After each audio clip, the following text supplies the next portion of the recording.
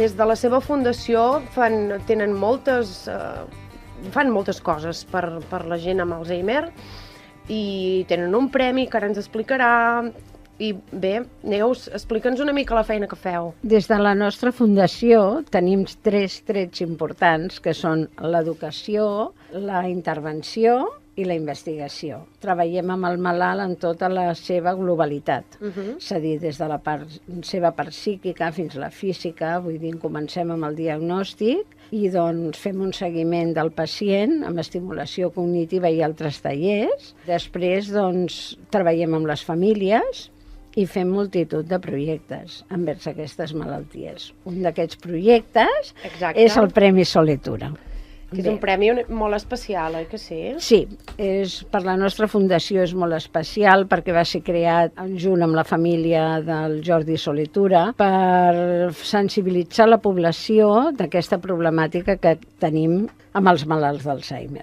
És a dir, a través d'aquests curs que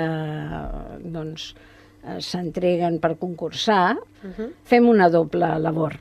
Una labor social, perquè el que fem és donar a conèixer la malaltia i tota la problemàtica del seu entorn, dels familiars i tot el patiment que envolta aquestes malalties, i també donem l'oportunitat a la gent jove que ha estudiat audiovisuals perquè puguin participar i guanyar uns diners. És a dir... I perquè coneixin la problemàtica davant de, no? La problemàtica, tot l'escenari que té aquest... Clar, perquè quan han de preparar aquests curs, ells també se documenten i també intenten arribar al sentiment de la malaltia. Us invito a tots a que cliqueu la pàgina aquesta, www.premisoletura.com.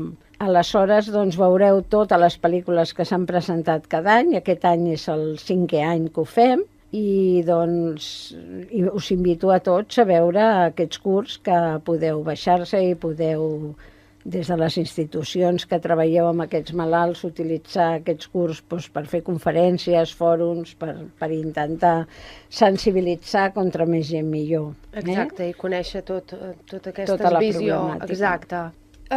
Perquè, clar, l'augment de l'esperança de vida ens ha portat una mica tot això, no?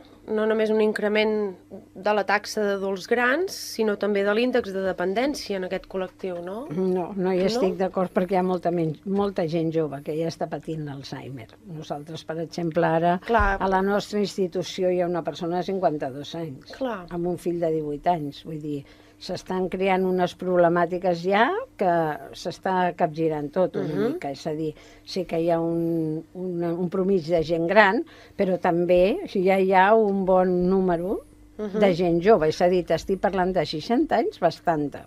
Bé, és que diuen, no?, que hi ha un augment de malalties neurodegeneratives, hi ha un augment.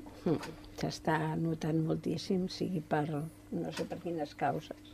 Però sí que és veritat que en tenim casos de gent d'edats tempranes que frapa molt. Múltiple, és que n'hi ha moltes malalties. Clar, és que hi ha el Parkinson, l'esclerosi lateral amiòtrofica. Llavors tot això també fa que doncs... Aviam, jo li vaig donar una llança amb això que ha dit, que és veritat. Cada vegada s'ha de tendir més a buscar professionals que hi treballin amb aquest tipus de malalts. Jo sempre ho dic, quan ve algú a la nostra fundació, sempre els hi dic.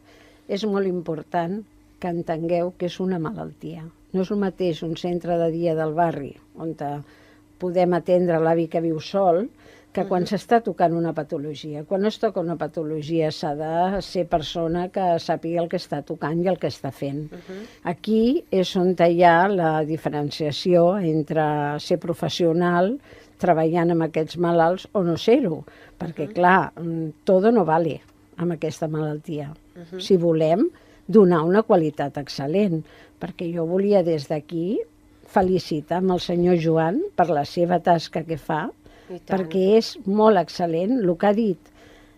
Li haig de dir, senyor Joan, que molt bé, perquè és cert, és algo que tothom hauria de saber. Aquests malalts tenen por les 24 hores del dia, amb la qual cosa què cal fer amb aquests malalts? Donar-li molta tranquil·litat i molta pau i molta rutina. Llavors el senyor Joan això ja ho intenta fer, que estigui tranquil·let, a casa amb ell, que se senti segura.